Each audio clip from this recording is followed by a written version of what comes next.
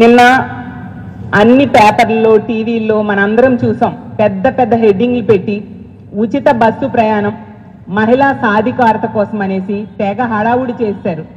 ఆ హడావుడి చూసి నాతో సహా ఈ రాష్ట్రంలో ఉన్న 2.5 కోట్ల మంది మహిళలందరూ ఎంతగానో ఎదురు చూడడం జరిగింది. నిన్న ఏమి వీళ్ళు ఇస్తారా అనేసి ఎంతగానో ఆశపడ్డాం.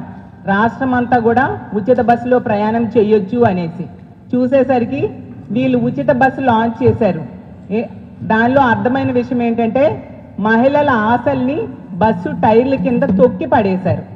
తీసుకుంటే నిన్న శ్రావణ మాసం శుక్రవారం, మహిళలందరూ ఎంతో పవిత్రంగా భావించే రోజు. అలాంటి రోజు ఈ విధంగా మహిళల్ని దారుణంగా మోసం చేయడం ఎంతవరకు సమంజసమని నేను అడుగుతూ ఉన్నాను. అంత పవిత్రమైన రోజు వీళ్ళు గతంలో మేనిఫెస్టోలో అలాగే ప్రతి మీటింగ్లో కూడా వీళ్ళు చెప్పారు, రాష్ట్రం అంతా ఎక్కడి నుంచి ఎక్కడికైనా బస్సు ప్రయాణం ఉచితమని చెప్పి ఇప్పుడు కొన్ని బస్సులకే, ఆ ఇచ్చిన బస్సులు కొన్ని ప్రాంతాలకే పరిమితమై అయ్యేట్టుగా షరతులు పెట్టి దారుణంగా మోసం చేయడం జరిగింది, దగా చేయడం జరిగింది. దుర్గమ్మ పాదాల చెంత చంద్రబాబు నాయుడు గారు, పవన్ కళ్యాణ్ గారు అలాగే లోకేష్ గారు ఇంత దారుణంగా మహిళల్ని మోసం చేయడం సమంజసమా? ఇది భావ్యమేనా అని నేను అడుగుతున్నాను. అదే దుర్గమ్మ పాదాల చెంత గతంలో మీరు హామీ ఇచ్చారా లేదా? ఈ రాష్ట్రంలో బస్సుల్లో ఎక్కడి నుంచి ఎక్కడికైనా ఉచితంగా మహిళలు ప్రయాణం చేయొచ్చు అని మీరు చెప్పారా లేదా? ఇంత పచ్చి అబద్ధాలు ఇప్పుడు మళ్ళీ చెప్పి మహిళల్ని మోసం చేస్తూ ఉండడం నిజంగా చాలా దారుణమైన విషయం. అలాగే తీసుకుంటే ఇప్పుడున్న మంత్రులు, ఎమ్మెల్యేలు, ఎంపీలు అలాగే ఎమ్మెల్సీలు ఇలాంటి కిరీటాలన్నీ పెట్టుకున్న వాళ్ళు ఒక్కసారి మీ మేనిఫెస్టో చూడండి. మీరు గతంలో ఎన్నికల సమయంలో మీరందరూ మేనిఫెస్టోలో ప్రజలకు ఏం చూపించారు? ఈరోజు మీరు చేసింది ఏంటి? ఎంత దారుణమా?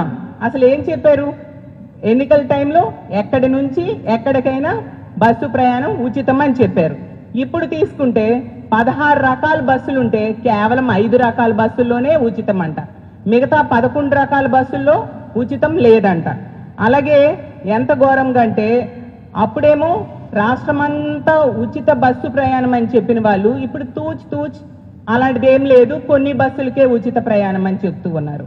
అలాగే వీళ్ళు ఒకసారి చెప్తారు 6,700 బస్సుల్లో ఉచిత ప్రయాణం అని చెప్తారు, ఇంకొకసారి చెప్తారు 8,300 బస్సుల్లో చెప్తూ ఉంటారు. అంటే వీళ్ళ మాటల్లోనే అర్థమవుతుంది కదా వీళ్ళు చేస్తున్న దగా మోసం ఏ విధంగా చేస్తూ ఉన్నారు అనేది.